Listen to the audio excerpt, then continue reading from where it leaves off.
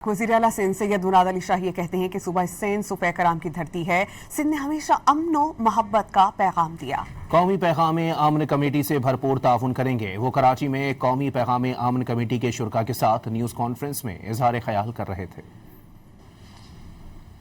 सूबा सिंध सूफिया इकराम की धरती है।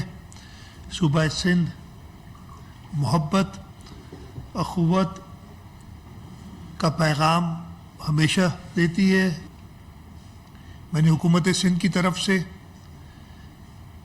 कौमी पैगाम अमन कमेटी को भरपूर ताउन का यकीन दिलाया है ताकि जो एक मिशन है कि पाकिस्तान को अमन का गहवारा बनाया जाए, उस मिशन में हम भी इनका साथ दें। वज़ीर आला सिंध सैयद मुराद अली शाह ये कहते हैं कि सूबा सिंध सूफ़े कराम की धरती है। सिंध ने हमेशा अमन व मोहब्बत का पैगाम दिया। कौमी पैगाम आमन कमेटी से भरपूर ताउन करेंगे। वो कराची में कौमी पैगाम आमन कमेटी के शुरका के साथ न्यूज़ कॉन्फ्रेंस में इजहार ख्याल कर रहे थे।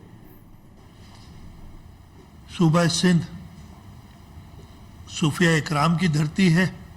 सूबा सिंध मोहब्बत अखुवत का पैगाम हमेशा देती है। मैंने हुकूमत सिंध की तरफ से कौमी पैगाम अमन कमेटी को भरपूर ताउन का यकीन दिलाया है ताकि जो एक मिशन है कि पाकिस्तान को अमन का गहवारा बनाया जाए, उस मिशन में हम भी इनका साथ दें।